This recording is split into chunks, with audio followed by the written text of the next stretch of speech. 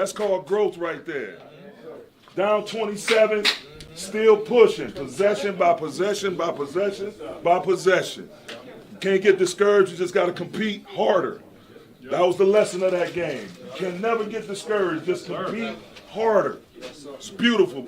Hey, take care of your bodies. Get your rest.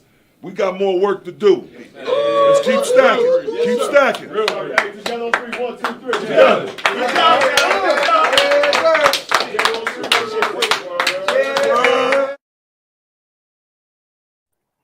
Keep stacking. Keep stacking, man. It feels good to be bringing y'all the first episode of Laker Lounge Confidential after such an impactful win like that, man.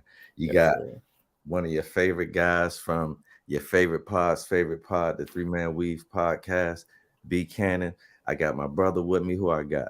You already know it's your boy Hill, aka Hill going here regardless. We are the Lakers Lounge Confidential. Yes, sir. We want to appreciate the Three Man Weave for letting us utilize the YouTube channel. Make sure you like, share, subscribe. Also, they will be recording live tomorrow, 7 p.m. Same YouTube channel, same YouTube place. So make sure, once again, you make sure you like, share, and subscribe. Please. In the building, my brother. Like, we got the first one and thank God we came back and won. Oh my God. Listen, I want to say though, I never wavered, man. People, the haters was out yesterday. They was like, oh, Luka and Kyrie, y'all getting smacked. People, my phone going off left and right. Y'all getting cooked, smacked. And it's funny because I never even mentioned to you that we just watching the game through text, and we both see that they down, but we never mentioned it. But we like, dang, like, bro, the field goal percentage is just unreal. So shots got to fall, and you like, bro, we gonna be straight, and that's the exact same thing that I told all the haters. I'm like, bro, pump your brakes, we gonna be good, and what it turned out, we was good. So, hey man, I like what Rob Pelinka has done with the team. Just a scary moment yesterday, and we're gonna get to that later. So, what's your initial thoughts? Initial thoughts yesterday, man. It was funny because, like you said, we were texting the entire game, but we was, in the context of the game, definitely frustrated. Like, bro, how are they just making all these shots, bro? Like, the shots was ridiculous. I mean, everybody was hitting. I mean, dudes was wide open. Dudes that ain't had no business being wide open. And I was like, I understand why he's open, but more importantly, like I said, we got down to a respectable lead, a deficit, let's say, at the half. And we text each other at halftime. We said we're gonna make a comeback. Fact. And lo and behold, that's exactly what we did, and which was pivotal, but like you say, personal for us. Because like you say, our first episode, we definitely did not want to have bad vibes coming off a loss. Yeah. So let's get right into it. Let's do it. We are 4-1 since the trade deadline with the new look Lakers. And how are you feeling? I feel really good about the new look Lakers, and I've listened to the pundits so far, and they try to say, oh, it's a good move, but they try to act like it's it's not good. But I think the 4-1 record speaks for itself. I think in that time we beat Golden State twice, if I'm not mistaken. And Steph is not there, but one of the times we played them, LeBron wasn't there, and Clay was there. They still got the rest of their guys. So if one man is really going to do y'all down like that, then hey, Godspeed for y'all for the rest of the season. Either way, we beat a good team. We beat a good, healthy Dallas Mavericks team yesterday. So I think that was a good test for us, and we took a punch in the mouth and showed that we can rally. And even with Bron getting hurt, guys didn't waver. AD was there, like, give it to me. And the role guys were willing to do whatever it took for them. Shout out to, and it's funny, Lakers fans have been saying, like, when they were trade deadline was approaching, like we were saying, AR-15 should be off limits, man. And people were asking me, like, they're like, yo, like, why is Laker fans don't want to trade Austin Reeves? Like, bro, I'll let him go. I'm like, bro, you don't understand, man. Like, and bro, I just like everything about him. His attitude when he comes in, man, it's like get a spark instantly. And he's one of the key pieces that helped spark, the comeback. Didn't like the cheap fouls. He get the chirping and it's like, all right, that's what we need to see. And the pieces have stepped up, man. Jared Vanderbilt has been huge. Oh my God, yeah. Scrappiness. And I said he wasn't, and you that's one of the pieces that you wasn't even excited about him. You know what I'm saying? Whoa. No, we're not doing that. I said we got to have him in the episode in personal text. If you go look back, I said we got to have him during the room. I said if we don't have Vanderbilt, I do not want to make the deal.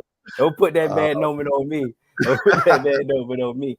But when it comes to the new look, I know the first game we played Golden State, we did not have Bron, and like you said, we had D'Lo, we had all the new look pieces, and they just look good. They just the cohesiveness, they look like an actual team.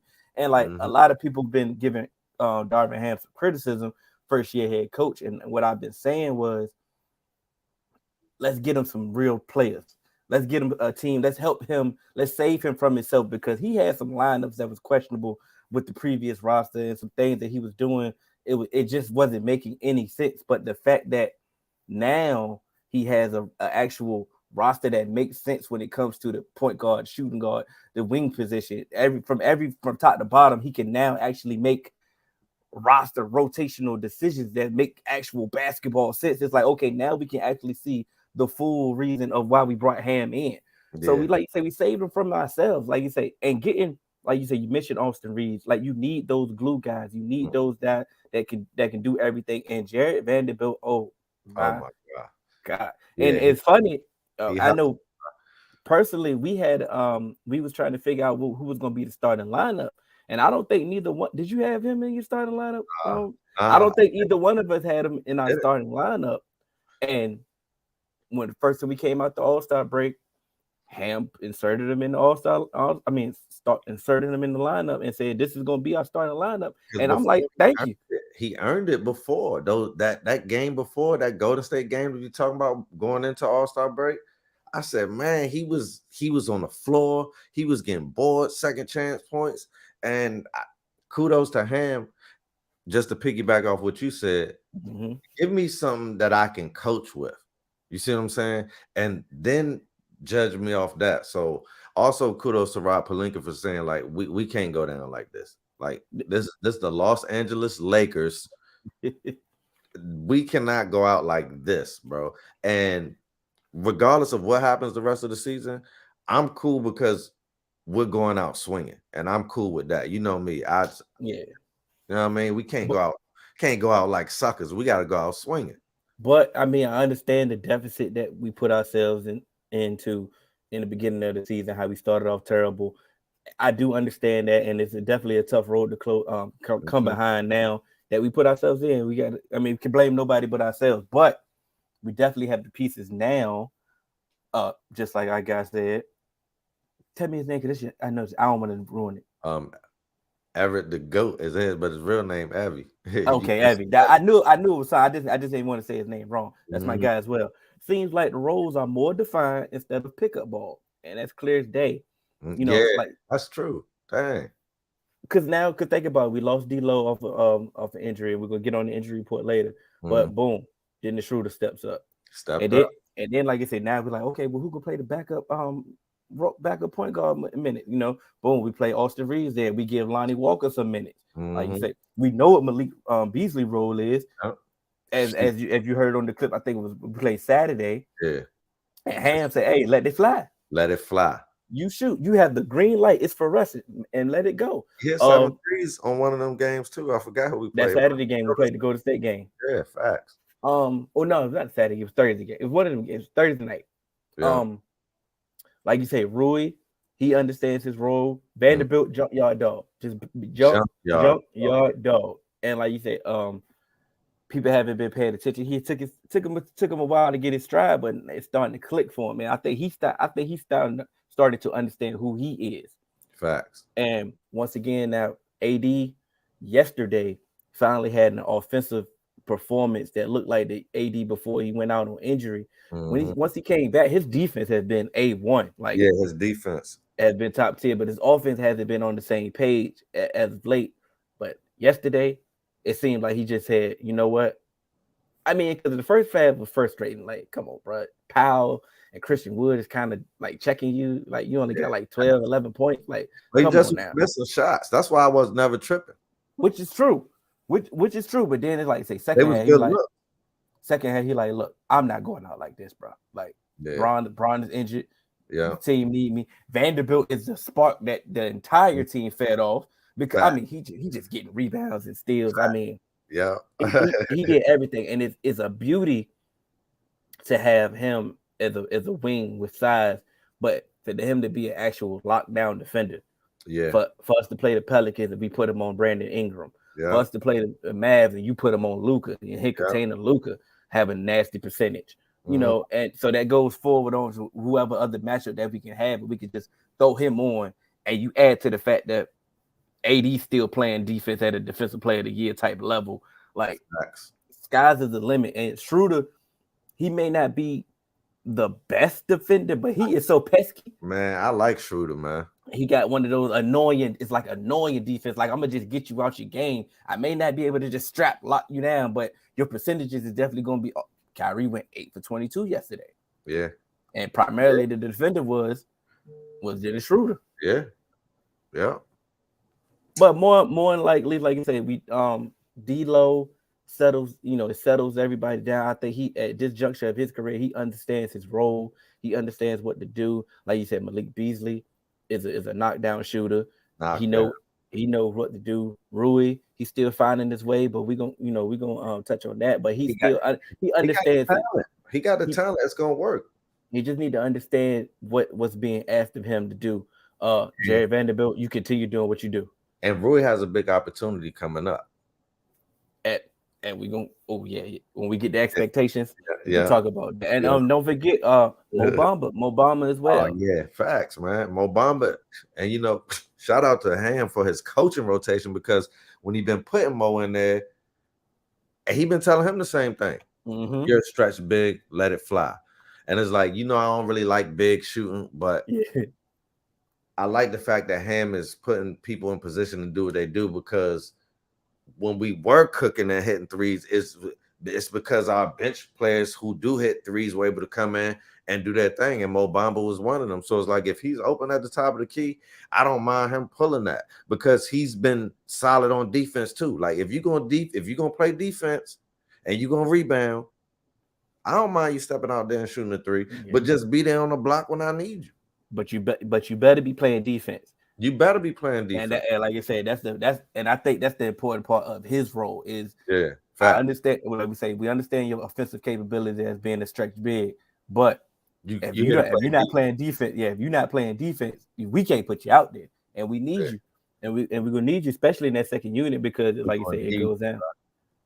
And I wanna shout out this that you said. You talked about how AD just hasn't really looked himself until this past game offensively. Yeah. But I want to shout out to him, because how many times have players that we expect to be great, when their shot's not falling, it's like they check out of everything. It's like, dang, now you could just see it in their body language. And I can appreciate a person when the shot's not falling, strap up, get a block. That sometimes is just a few. And sometimes, like, bro, I remember, they're going to laugh because they're going to be like, man, come on, Cannon, you talking about high school. But high school basketball game, struggling. I don't know the stat, because stats wasn't really a thing back then. I'm dating myself, but I was over. You feel what I'm saying? And then back then they just be like, yo, bro, you just need to just get a bucket. Just get a bucket. Stop shooting. If you see you're shooting bad sometimes, and it was off of a steal, got a quick layup. Next thing you know, wow, hit a clutch jumper when my crew needed me. You feel me? But it's like, gotta see the ball go in sometimes. So it's like, if you get down and don't do the rest of what you're here for, which is defense ultimately too, and being and defending that post, then come on now. But he has taken on that, like, if I ain't gonna do anything, I'm gonna play defense. Yeah. And with the team that they've built now, I ain't always gotta be the offensive guy. But if we need me to be the offensive guy, then I can be that too. But that's also infectious. It is. Like, for example, like somebody like a Malik Beasley or D'Angelo Russell is not necessarily defensive, wizards, right? But if they can see that AD is taking this, like, you know what, we're gonna play some defense, then they can at minimum they can give effort. You know what I'm saying? And that's what if you trash your defense, sometimes really all we asking for is just give us some effort. Just get in the way right time, slow them down a little bit, and let me finish the rest. So slow them down, bro. Like I said, it is infectious. Let's talk about the rotation. Like you said, we definitely already alluded to that Ham is definitely finding a better rotation now with the new look Lakers. But do you want to see any changes, or you wanted to keep it going? I want to keep it going. It's still new and it's 4-1, so I don't want to interrupt it. He's been playing a little bit with Brown and Beasley and Vanderbilt, but I think that out of the wings, I think that Vanderbilt he earned that spot. Brown been cooking too, though. Absolutely. So it's like, but I feel like he's better coming in for a spark, because like, oh, y'all tired, he come in, whap, you know what I'm saying? Or get to the rack, he can go off the dribble. Remind me of Ariza, man. I like that comparison, because for him as well, he's a defensive wizard as well. He was our defensive stopper before we got Vanderbilt. So now he can just say, now with the pieces around him, he know he like, I'm Troy Brown Jr. I can be Troy Brown Jr. and I don't have to play nobody else's way. I can just be Troy Brown Jr. And that's perfect for us, because like I said, he's another glue guy that you need. So I like I said, I like the rotation. I feel kind of bad that Lonnie is a little out of the rotation, but hey, earn your way back in. So I like a roster like this. And here's the thing: you had an opportunity. Like when someone goes down like D'Lo, that's your opportunity. Step up, because D'Lo coming back, some of that rotation is gonna be gone. So it's like, hey, I want to have a team where we have capable guys outside of the lineup, and not that they're not getting playing because like how the Knicks was doing. You feel what I'm saying? Not just playing Cam Reddish just cause. Like we're not playing guys because we literally don't have the space for you in the rotation. So if you want to crack the rotation, you're gonna have to, when you do get a chance, show us maximum effort or play the hell in practice. So that's how you went over a coach like Ham. So it's like he's a show and prove guy, and you saw those guys. He rewarded Vanderbilt coming out of All-Star break. You showed me, take this. So, hey, I don't mind the guy, and sometimes you're not better than the guy. You're not better than the guy.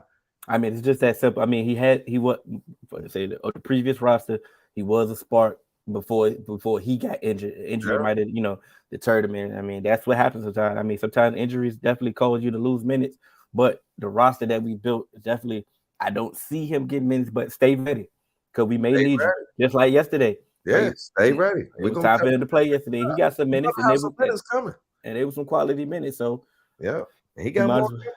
I got Mark. You might as well keep it, because y'all don't have time on your side. So if you got something cooking, let it cook. That is correct. Yeah, definitely. We definitely ain't got time to play with. Only like 21 games left in this season. That's scary when you hit basketball, man. Yeah, man, 20 games. If we would say 21 games football, that's an eternity. That's the regular season and playoffs still to come. Basketball is like, bro, we turning the corners. This thing almost over. So we got the injury report coming up. AD, right foot stress injury. He is probable to play Tuesday. D'Angelo, right ankle sprain is doubtful.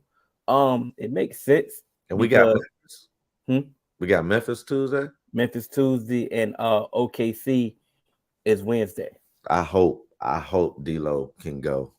We need D'Lo for that. I mean, since it's a back-to-back, I understand him not playing the first part of the back-to-back, but it's a positive sign that he is on the road trip. And if you've seen the ankle injury, it's an ankle injury, but it's one of those. It's one of the ones that'll keep you out for a week. It wasn't, LeBron James, right? Sore soreness is out, and that's all we got. And all we got. Seeing him do this after the game, That looked bad, bro. I'm not even gonna lie to you. That's probably the worst I ever seen Bron. yeah, I'm not gonna lie. Adrenaline is a key thing. We seen him getting treatment on the sideline, on the court side yesterday. We also seen him look different. He played it differently. He was definitely hobbled out there. It's a significant injury, and for him to say on the live broadcast that I heard it pop, that's definitely scary. That's scary, bro. And to see him walking like that. But if you hear it pop, I'm not a doctor, but if you hear it pop, but you continue to finish out a game, that is a positive sign. That's a positive sign. Or what I was gonna say is like we finally, that may be one of his games. Like he never had one of those, and it's because he's been relatively healthy forever. But we always say like how Kobe got dislocated finger, go right back in. Tore his Achilles, still gonna shoot the free throws. That might have been Bron's time right there, because when I heard it pop, it was pop, bro. And I ain't talking about his joint, but I'm saying he heard it pop. But now he's walking like he's injured, bro. That's not like the I tweaked my ankle, and I ain't trying to put that. Yeah. I ain't trying to put that out there. No, the limp is significant. But one thing I will say, I truly feel like this team, and if it's not major, let's say he just really got a bad sprain or something like that, or foot sprain, or he pulled a muscle in his foot or something like that, right? And he needs to be out for 2 weeks, 3 weeks. I feel like this team is built finally. Well, we should be able to be competitive. And see, they thought I was going to say win games and win out with them. No, I wasn't going to say that. We should be able to be in games, cause team troubles, and when it come down to the stretch, have a chance, bro. I truly feel like we built like that. And if everybody else can be healthy, if AD can stay healthy, if D'Lo can be healthy, I got faith in us, bro, because this is what I meant when I was saying Rui has an opportunity, because him and Bron essentially play the same position. So you can get more minutes, Rui, if Bron is going to need time out. And we don't need 35 from you. We just need 10 and 15 consistently. And if you can do that, bro, that's what this team needs, plus play defense. I'm glad Mark told us, because we just got the notification. LeBron could miss extended time, multi-week absent. It's alluded to what you just said. Yeah, we could do this shit, bro. and definitely the previous roster was definitely not built for nothing. Not built for that at all. And I think the positive sign that we seen yesterday was AD finally found his offense. Now, what I was going to say before we got the notifications, and shout out to Mark, let me know so I can check it. The Memphis game isn't that important. Obviously, they wanted we all wins matter. All wins do matter. I'm not minimizing any win, but we definitely weren't going to catch the Grizzlies. Oh no, whatsoever. So when it comes to a loss, or taking a loss, you can lose to the Grizzlies. But I don't want to though. Whoa. I'm not putting that out in the atmosphere whatsoever. But I'm saying when it comes to a back-to-back, and you playing the Thunder after that, when the Thunder is still close to you in the seeding, you want to beat the Thunder, and that's kill two birds in one stone. Okay. So now you can catch the spot where you really catch it. Like you said, you ain't catching the Grizzlies. But let's get both of them is what I say. But I like to know what you're playing based off the rotation and the lineups. Because basically, like you said, we knew off the limp that Bron wasn't going to play. But we can also understand why D'Lo isn't playing either, especially with this being a back-to-back. So if it's going to be a back-to-back, I'm going to weigh the importance of the Thunder game more heavily than the Grizzlies game. Like I said, we want all the games. Yeah. And we should be able, like you said, with Rui, like you said, you should, and all you are asking for are 10 points. That's it. And him and AD, him and AD have some chemistry. They do. They have some chemistry. Like you said, Rui likes to post off the pick and roll with Rui. Yeah, it can work, bro. So he has the opportunity, and this is the funny part. Rui has the opportunity to trick a team into paying him, and goes back to being super mid. And I don't want to. Honestly, I want Rui to be a Laker for the next 3 or 4 years. So it's like, I feel what you're saying, Mark. I feel he should get paid what every person that does what he does get paid in the league. So it's like, here's the thing about the NBA. It's no BS when it comes to paying players. So it's like, I don't ever have a problem with an NBA player getting their money, because all NBA players get their money. Pay Rui whatever it costs for that type of wing to get paid, and keep him here, bro. Because why else would we trade for him? We traded future capital, which means I want him to be here at least for 2 or 3 years, bro. And like I said, but to be honest, it's on him to earn that contract. Oh, absolutely. So like you said, you have the opportunity to earn a second contract with us. We have your bird rights, and which is pivotal. So he has to go out there and just take, like, what, my next contract is on the line. Let me go out there and play with it. So hey, everybody want to get paid. I ain't saying he about to be out of the league, but like, go get your money. Yeah, so, I feel like he's about to step up. Watch. You heard it here first on LLC. You feel me? Laker Lounge Confidential. Rui, I said it when the trade was made. I thought it was going to be big. It hasn't showed up yet, but it's perfect timing, because we literally have minutes coming open on that wing spot where he can fill in. So,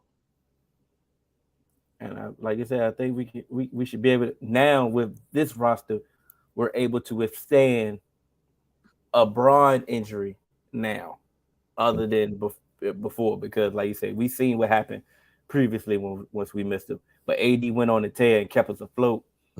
Hopefully he can do that and stay out of harm's way. Let's go to the upcoming schedule. Okay, Tuesday, Grizzlies. We got the Grizzlies. After that, we got the Thunder. After that, we got the Timberwolves, and then we got Golden State again. And when it comes to the important, once again, we need to beat the Thunder. Trust me, we need to win all. We need to win every game. So, but Timberwolves is close to us in the standing, and we need to beat Golden State again. Yeah. Those 3 games are crucial. They are important. All for seeding. All for seeding purposes. So we need to go out there and get this game. So it becomes, like I said, we're not gonna go undefeated. So if a game out of these 4 that we could possibly lose, okay, Grizzlies. You know what the beauty is? Next Monday is the 6th, bro. So we're gonna be here to talk about it. Absolutely. I want to, bro. If we go 4-0, I'm going. I'm going blood next Monday. So, listen, these games are crucial. We got to have them. We're hobbled. We're about to see Ham earn his money. We're about to see Austin Reeves, Rui Hachimura, Who's Your Mama, Rui Who's Your Mama. We're about to see him step it up. We're going to see Jared Vanderbilt. We're going to see Beasley. We're going to see these guys. We're going to see Brown. Watch, man. When it comes to the expectation, go ahead, keep going. All the teams that we're playing have one major guy. You see what I'm saying? Memphis, one major guy. We have one major guy. As long as AD's healthy this week, we have a chance. You feel what I'm saying? So you have Morant, we have AD. You got Karl Anthony Towns, and we got AD. You feel me? You got Klay Thompson, we got AD. So we should be in all of these games. Plus, all of the teams have decent supporting cast. We got a decent supporting cast. So it's going to come down to coaching. Realistically, y'all playing for a play-in game and all getting to an invite to the dance one way or another. We're aiming for the 6th seed. And that's the thing. When you aim for the 6th seed and maybe you don't get the 6th seed, and that's fine. But the 7 or 8 seed in the play-in, when we only got to play one game just to get into the playoffs, oh yeah, sign me up. Sign me up. But I truly believe we can get a 6th seed, bro. Like, let me pull up. I had the standings pulled up. I got it right here. I'm about to pull it up right now for you. You can go ahead and keep talking. Yeah, man. So it's like to get in the 6th seed, we are 3 games back, bro. Like, so you see that? yeah. Okay. So Minnesota, and we play them this week, right? So they're 32-30. We are 29-32, right? If we beat Ja Morant and his Grizzlies, we'll be 30-31. Let's say they win and they go to 30. If they have a game before then, let's say they go to 33. But then we play them and we close the gap. We beat them right there. 80 shows up, goes big, close the gap. We'll be 1 game back from them. So we'll already be in playing range, depending on what happens. Then we beat the Warriors, and we could supplant the Warriors this week. See, here's my thing. The Jazz aren't going to be here for long. I don't think so. And that's another thing. They already ruined their taking chances for playing over their heads from the beginning of the season. And the Mavs are slipping too. The Mavs are still trying to get themselves together, so we don't know where they may fall. The Warriors are still a roller coaster ride. They're still waiting for Steph to come back, but until then, they get Timberwolves. The Timberwolves and the Pelicans are reeling. Once again, you got the Blazers. Dame dropping 71. Yeah. They might be a problem. They might mess up for somebody too. They figure it out. Yeah. But as being close, like you said, we're going to need some help. As far as the reason why I said that, because boom, we got the Jazz. Do we believe in the Jazz? No. Do we believe in the Timberwolves either? No. Pelicans, like I said, when is Zion coming back? Until then, we're never really gonna believe them. Yeah. The Blazers, like I said, Dame is on one of them Dame tears right now, so they could be a problem. Could be a problem. Warriors until Steph come back, they still up in the air. The question is, do we know what the Mavericks are? And we can save that for once we talk about the entire NBA three-man weave. But it's like we have an opportunity. We have to handle business. First off, you handle your business first. So get your wins, pile them up like you're supposed to. But these other teams, can we get some help? But first, we're not going to need the help if we handle our business first. Yeah. We really need a 4-0. If we could ever go on a streak, bro, we need it more than ever. We need it more than ever. And I say, look, man, if I'm Darvingham, I'm going straight power, complemented by finesse to do it. And when I mean power, I mean defense, smothering that's going to turn into transition points. And whenever I'm in a half court set, I'm looking for the post first. If they collapse on the post, my shooters will be open. We've brought the shooters here. They're the type of shooters that hit when they're open. They're not the type of shooters that force up shots. So it's like post first. Put the post down their throat until they can't take it on some Shaq's. Got to go back to Shaq style. 30 in the paint till they say double team this man. And then kick it out, bro. That's when the Mo Bambas and the Browns are going to be hitting. You feel me? And the Beasleys are going to be hitting. So, and the Ruiz are going to be hitting. So, I think it's possible. None of the teams, I don't see, there's not a super team in there right now that I feel like, oh, we can't be beat. Even without Bron, because of the well-roundedness of the Lakers that we have right now in our roster. So, it's a tough, steep hill, but my expectations is to at least come out 3-1, hopefully 4-0 this week, and we'll be here next Monday to see what we do. So break it down. So that was episode 1 of the Lakers Lounge Confidential, and I definitely want to appreciate everybody that joined us, and we're going to definitely continue this throughout the season until it ain't no more season for the Lakers. Hopefully we keep going. Or hopefully we go into June. You You know feel what me? I'm saying? Keep it rolling. Get us in the dance and what else? Hey, cut the music on, man. Know what time it is. I'm definitely in agreement with everything that you echo. I do believe that we definitely had the capabilities to go on a run. 6 seed may be a little far fetched, but I'm going to be optimistic as well. It's possible, man. Yeah, it's definitely tight. possible. It's tight. You just saw that. Absolutely. I'm not just talking out my ass. I'm with you, bro. I'm saying the pundits, bro. I keep hearing because Mark Jackson isn't the only person that's saying we're shooting for a playing spot, and I'm like, why? Some of the people holding a playing spot right now, I don't even know if they can hold on to it.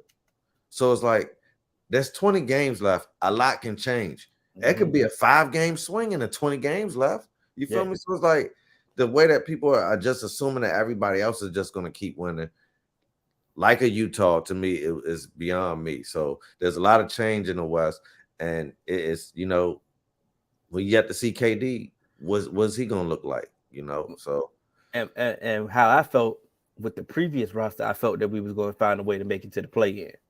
So if I felt that way with the previous roster, I definitely feel that way. We can get to the play. We can get to the 6th seed with this roster. Come on now, But like I said, we're going to see next week. We have like I said, we've seen the upcoming schedule next week. Hopefully, we'll be 4-0 from that standpoint, and we'll be back next Monday. I'm Hill. That's Cannon. We LLC, baby. Yeah. And we out.